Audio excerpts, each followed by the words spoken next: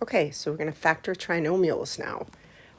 Most of you guys already know how to do this. I'm going to go through a little explanation of why the method you learned probably in middle school really works. We'll start with what we know about factoring and what it means. So factoring, I want you to keep in mind, is the inverse or undoing of multiplying. So here, we're multiplying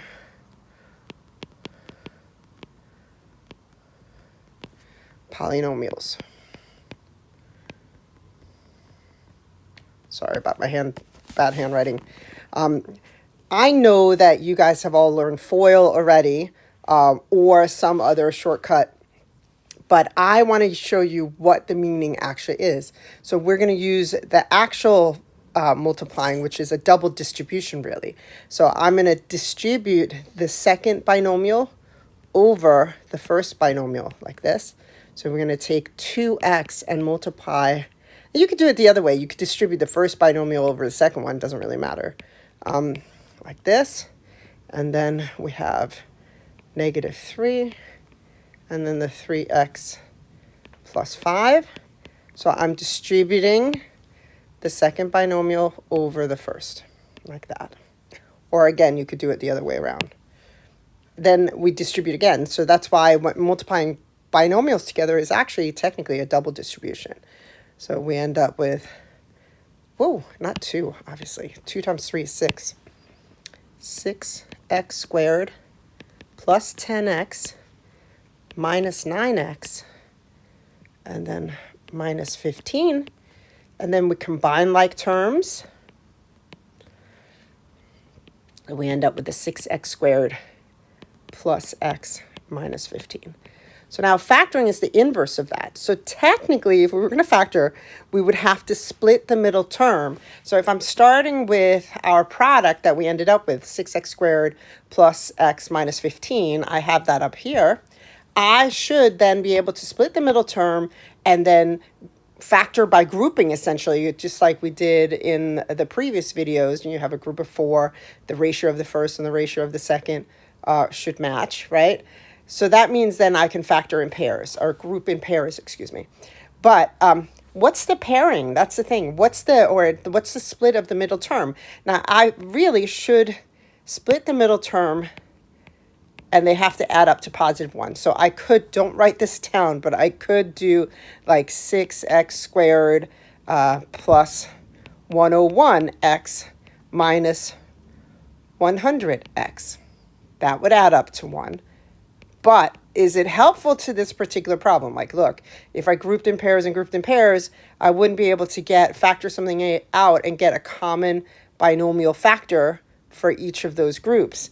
So it's not a useful, it's same. I could pick smaller numbers. It didn't have to be that. So it seems like very random. Like if you don't know when I multiplied it out, I ended up with the +10 and the -9. How would I find those middle terms? So here in this case, I could have done like 8x minus 7x.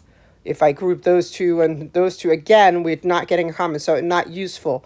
And that's where the AC, like multiplying the first and the last, will help us find that middle split. That's the whole point of using that method, is to say, okay, I need to find what it splits into. And the reason why we multiply, so here we're taking AC, I should probably use lowercase here, AC, from the quadratic expression ax squared plus bx plus c.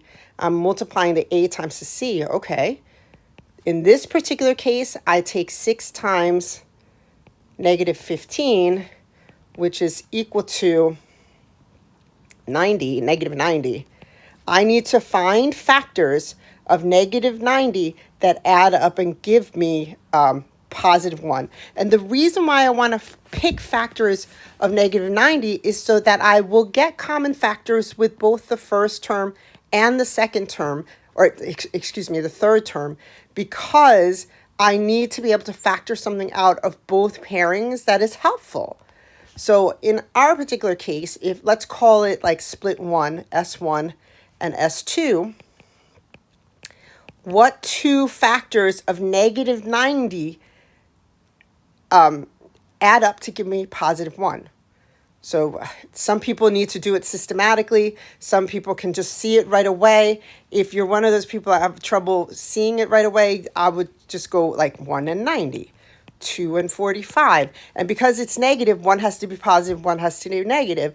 And the middle term, that b value, is equal to 1, is a positive, so you know that the bigger number has to be positive and the smaller number has to be negative. So some people do it systematically if they struggle.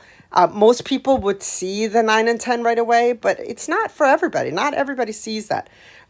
So start with 1, 2, 3 goes into 90, 4 doesn't, but 5 does 18 times. And when I subtract those two values, because I know that the smaller values all have to be negative, otherwise it wouldn't add up to a positive b value, I then, we're getting closer, but we're not at 1 yet. 6, okay, it's negative 6 and positive 15.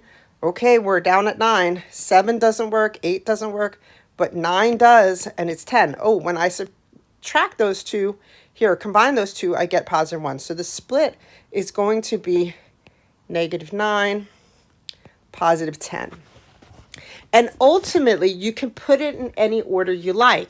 I could do the 10x first, minus the 9x, minus the 15, and then I group them together in pairs. So, like I said before, the reason why we take factors of AC is that we want the numbers that we get as a result to factor nicely with the leading number and the leading coefficient and the constant on the end. So if I didn't pick factors of negative 90 and I just picked random numbers like 8 and negative 7, that's not going to happen. I'm not going to be able to get a common factor of the first grouping, and again, not a common factor of the second grouping. So this is a useful tool to narrow down what my middle split should be if I'm working my way backwards from multiplication. So for the first grouping here, I can take out, again, I underline because there's a negative here. I tend to not put parentheses in because if I put a parentheses in the second pairing here, I accidentally and forget to change this to a plus, this one to a plus, then I would end up getting the problem wrong. So I underline. It's just a good practice, especially when you have negatives when we're grouping.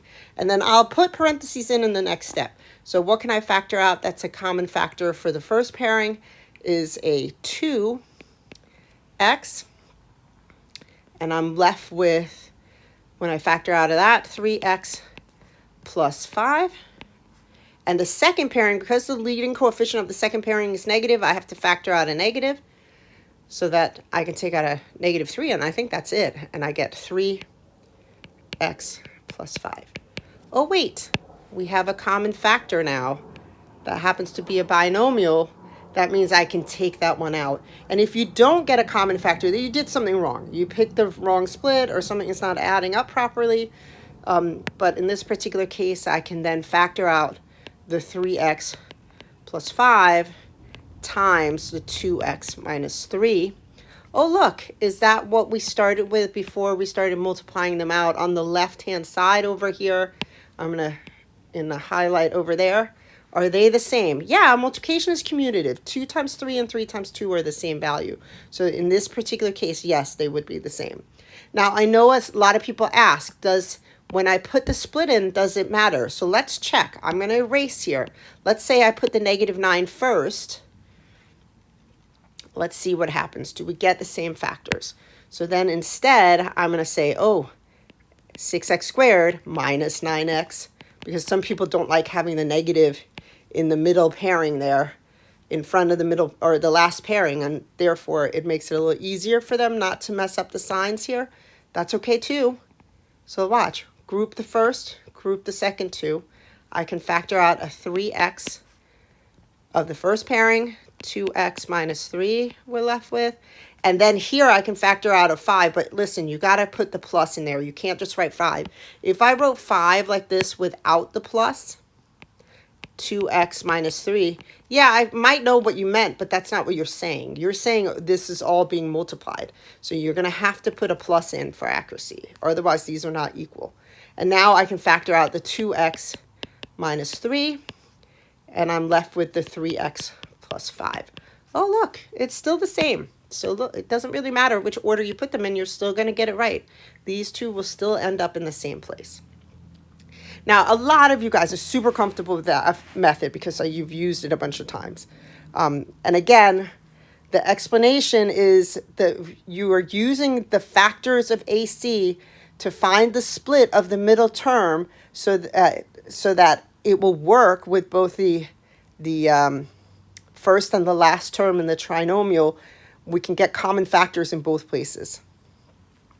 And obviously they have to add up because we're splitting the middle term. Those two middle terms have to add up to the b value in front, the coefficient of the b value in front. Otherwise, it's not going to be a true statement. And we've got to make sure that the second step is equal to the first one. The third step is equal to the first and the second step, and so forth as we move down. Now, I do teach an alternate method to this. So you could pause the video now and use example 1 to help you practice this, right? Split the middle term, group in pairs, but sometimes that takes a really long time. So I use something, I call it the hybrid. It's kind of like a hybrid between guess and check and the AC method. So what I want you to think about, so I'm going to use the same example out here. And, if we think of it slightly differently, we had the 2x minus 3 and the 3x plus 5. Just keep in mind, when we are multiplying them together, we do first, outer, inner.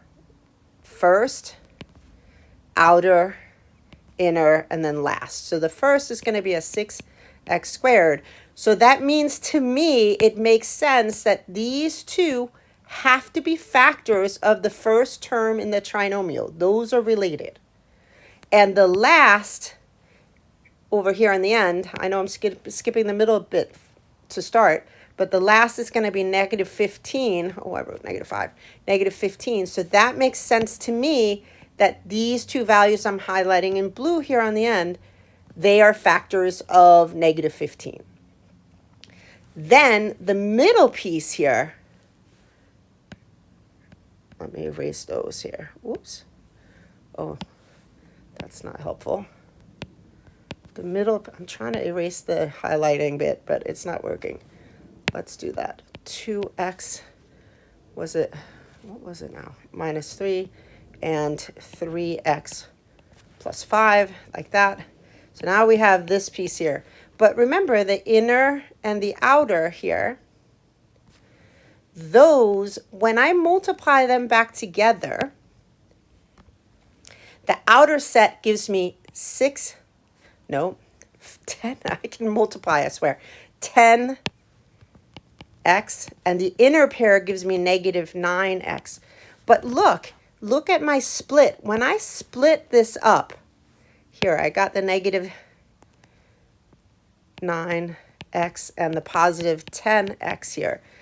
Those two values that I'm getting here, if I go over and look at my AC method to the left here, look, these two values are actually sitting right here, right there. That's my split. My outer and my inner value ends up being these products of the outer and the inner terms. And P.S., the first term in each binomial is a factor of the first term in the trinomial, and the last terms in each binomial is a factor of the last term in the trinomial. So therefore, I just have to find a way to get the outer and the inner value to become this particular split that I found trying to use the AC method. So it's like a little puzzle, and we love those. So if I tried the first one using, like I said, using a hybrid method, I actually use AC, just like I would if I was going to split the middle term. AC is equal to 4 times negative 3 is negative 12. So 4 times negative 3 is negative 12. I need to find factors of negative 12 that add up and give me negative 1. My S1 and my S2 is basically my split here. But if I was going to use the hybrid method that I was talking about a second ago, based on what I noticed up there, I would have to use, it would have to be -4 and positive 3x. That would be my split. But I noticed that if I just put my parentheses here, I need to use factors of 4x here and here, and factors of -3 here and here. And I just have to make sure that the outer and the inner set actually ends up being these splits here.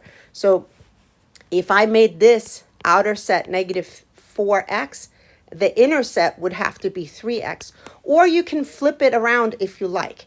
You could say, oh, the inner set has to be -4x and the outer set has to be 3x.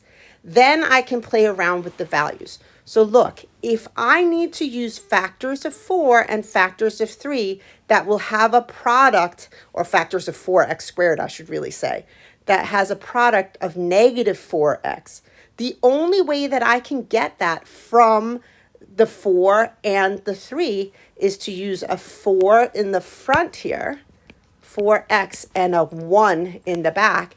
And we tend to not ever when we factor binomials like this, have a negative on the first term. So I'm going to make this the negative. So I can see, oh yeah, there's factors of 4x squared is a 4x. That's true. And a factor of -3 is a 1. That is the only possible factor combinations that I can produce a -4x from. Well, if this guy over here that I'm circling, if he is a 4x and he has to multiply together with this one to get a 4x squared, the only value that can take in the open spot there is x, because the first two have to multiply to give me 4x squared. Then, same logic for the second one. Oops, I didn't mean to erase that. Same logic for the second one. This here times this green one over here have to multiply to give me -3. Well, I already have a -1. That means the only value the other one can take is +3. And then I have my factors. And I could actually mentally double check by multiplying those out. I would expect you guys to be able to multiply two binomials at sight, meaning like you're not writing any work. So you're going to take the first two, 4x squared. Outer is -4, inner is +3, gives me -x. And then last is -3. Oh yeah, we ended up with what we needed to as a product. So that means I factored it correctly. Now this takes a little bit of practice, and it's a little bit of a puzzle, but getting used to finding the factors is really helpful. So we're going to try another problem, and then you're going to do the others on your own. But it's a way to have to skip all the writing. You're kind of starting the same way. In this particular case, we would do AC is equal to -12 times 15. -12 times 15. That is going to be, let me see, -120, I think. Is that right? No, obviously not -120. Hello. 180, -180. I'm trying to do this in my head, -180. So now I'm going to find factors of -180 that add up and give me -31. Okay, if I'm not sure, I could do it systematically. -180 is definitely not going to work. 2 and 90. 3 and 60. Still not, and I know that the larger of the values has to be negative, or else I would not get a negative middle term. 4 and 45. Ooh, closer. Now we're at -41, and I want -31, so it's not that. 5 and 60. No, I did that wrong again. I'm really on a roll today. 5 and 30 something. 36. Oh, wait a minute. Here we go. Right here, I swear I can factor like that times. Okay. So if I'm using the hybrid method, again, you can do what you learned in middle school will always work, right? But I need an outer and an inner term. And again, in the beginning, some people write this out with the little brackets on there. Is okay, right? One set needs to be 5x and another needs to be negative 36x, or you can flip-flop that. That's okay too. How am I from 15 and 12 am I going to get a 5? Like factors of 15 and factors of 12. The only way I can do that is using a 5 and a 1. And they both have to be positive or both have to be negative, but we never put a negative as the first term. So now that I'm using factors of 15 and factors of 12. That will make this happen. If the first factor here is 5 and these two spots, the first two spots have to multiply and give me 15x squared. The only option I have for the missing piece over here is 3x.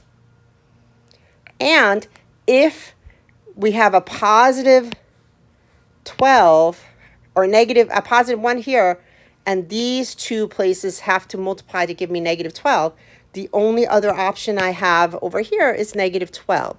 So look, if I multiply negative 12 times positive 3x, do I get negative 36x? Yes, I do. So then I definitely did it right. So here are my factors for this trinomial. And then you try the same for the next one. Again, AC is equal to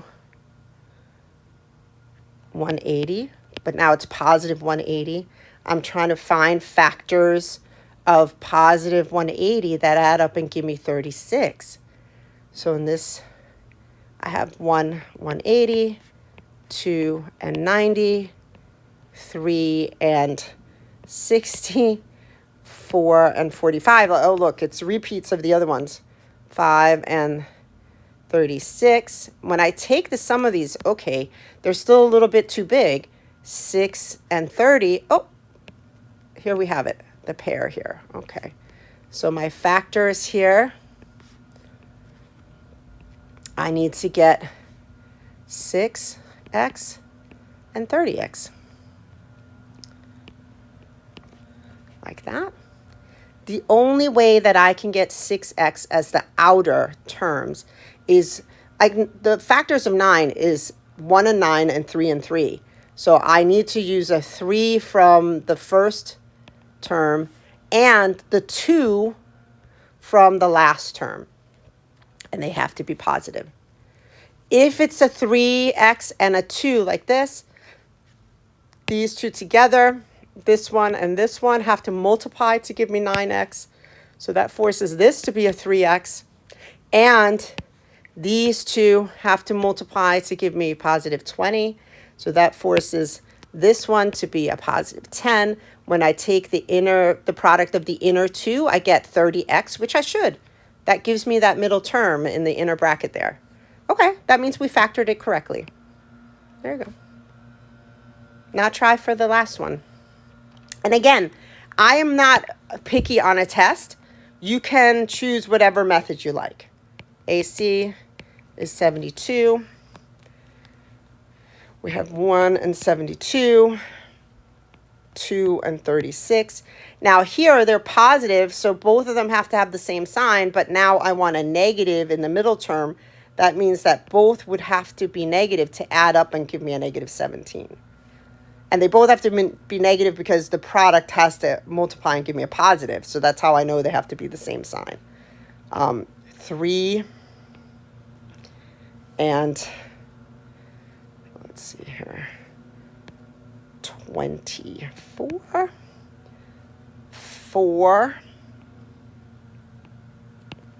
and 18. Oh, I'm getting closer. Now it's adding up to negative 22. But it's still, 5 won't go in. 6 will, though. Negative 6 and, let's see, 12. Negative 12. Ooh, 18. And then here, negative 7 doesn't, but negative 8 does, and with negative 9. Oh, there we have it. Okay, cool. So now my two pieces here, both the inner and the outer has to be negative. So I already know these two pieces have to be negative here and here. If I make this, and it really doesn't matter ultimately, negative 9x and this positive 8x, or negative 8x, sorry, they both have to be negative, obviously. The only way I can get that negative 9x is by using a 3 from the factors of 6x squared. So that's going to give me a 3x. And then on the end here would have to be a 3. Okay, that forces all the other spots to be, oh, this one and this one have to multiply to give me 6x squared. Okay, that means this must be 2x. And this spot here, and this spot here have to multiply to give me positive 12. So that means this has to be a negative 4 over here. So now I have my factors. 3x minus 4, 2x minus 3. Now, do I want you to write those brackets there? Of course not.